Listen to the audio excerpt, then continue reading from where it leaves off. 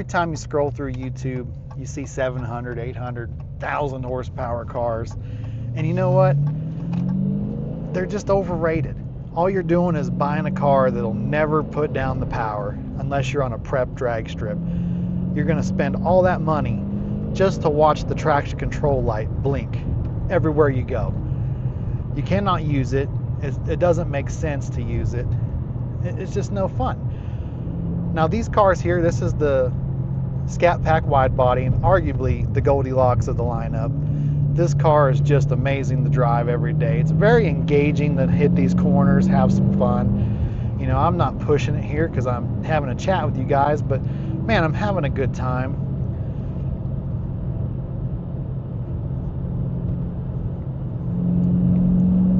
You learn how to roll on the throttle in these cars. You learn to see what the tires are telling you, and you can use your braking, come into a corner, and then just hammer down on it. You can have a lot of fun. These cars are just made for having tons of fun, and they'll make you a better driver. Now, a lot of people on YouTube, they're buying these 700 horsepower cars because it's an identity. It's not an experience. That's why they're buying them. That's why they're showing you these stupid, ridiculous cars. They're just an identity for them. Over here at Laney Garage, we buy cars that are an experience. We love the experience of driving. This is what makes us get in these cars and drive them every day. And you don't have to spend $100,000 to have fun. You just don't have to. You can go out and buy one of these cars for a great price and have a ton of fun. And don't let anybody tell you 485 horsepower is slow. These cars, they're not slow at all. These cars are a lot of fucking fun, and they're quick. You can have a lot of fun in this car. Don't let anybody tell you different. It's about the experience.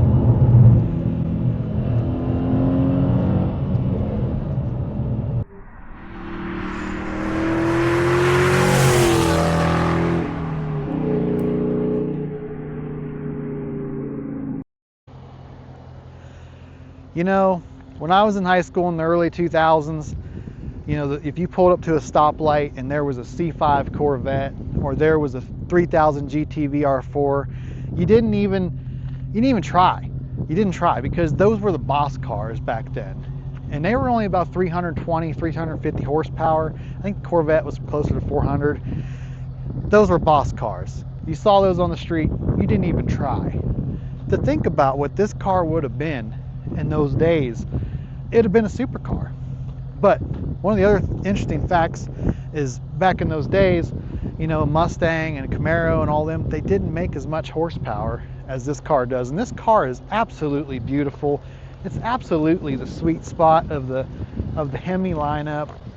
The wide body really sets off these Challengers. Of course, we got plum crazy purple.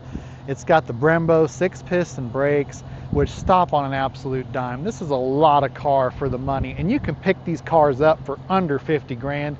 You can find them, and let me tell you, what a hell of a car that this car is.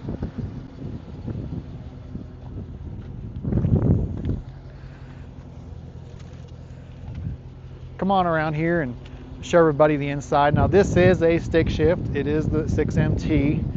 It has almost every option, Harman Kardon radio, all that good stuff. We picked this car up several years ago, used, for 50 grand with only 15,000 miles on it.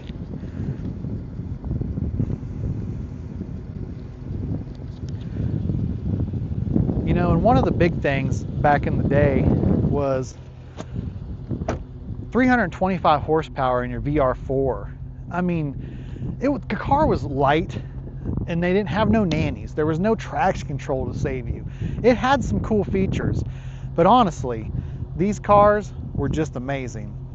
And today, to imagine how refined we've come with cars, and people think you gotta have 700-800 horsepower, and you just don't. So you gotta ask yourself, do you really want to drive a Hellcat on a Tuesday rainy morning to work? Is it really going to be worth it? Is it going to be fun? Probably not. But this car, you can get out on the road and you can hammer on it every day and enjoy it. And every day you'll use 100% of that Hemi power. And this is what makes the car amazing.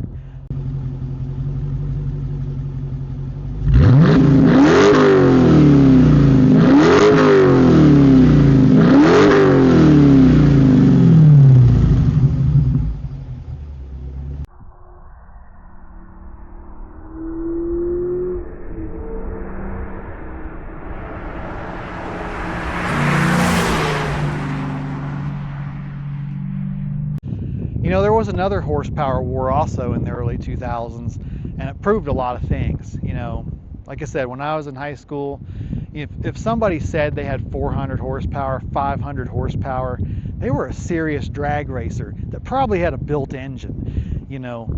But another horsepower war you may not know about, some of the younger viewers may not know about, is in the early 2000s, cars like the Dodge SRT4 came out. You had the Subaru STI, the Lancer Evo was kind of in its height. There was a lot of four-cylinder cars that were coming out making anywhere from 220 to 300 horsepower. I think the first STI was like 276, the SRT4s were 215 to 240, and they were just monsters. They were street kings, and they came out on the street and proved you don't need 500 horsepower to win the race. Those cars would dust Mustangs, Camaros. They proved the point that you didn't have to have all that to have this kind of fun. And I think that's where today we talk about needing 700-800 horsepower, and you just don't. The Scat Pack here makes 485. This car is like the definition of the horsepower wars, where now everybody's so involved in that spec sheet, they don't even realize what 400 or 500 horsepower is. They don't understand to drive it. And a lot of people, you give them 400 horsepower, they don't know how to brake the car, they don't know how to drive the car. This car is honestly the sweet spot. It's the Goldilocks car. You can rack up all the miles in the world on this car, and who cares? It's worth every penny and every smile. This car is the Goldilocks car, and one of our Goldilocks cars in our collection. Obviously we have the Viper, we have an SRT4 coming, but this car is honestly the one you can get in every day, drive to work, have a ton of fun doing it, and it has never gotten boring. I can say that it just never has.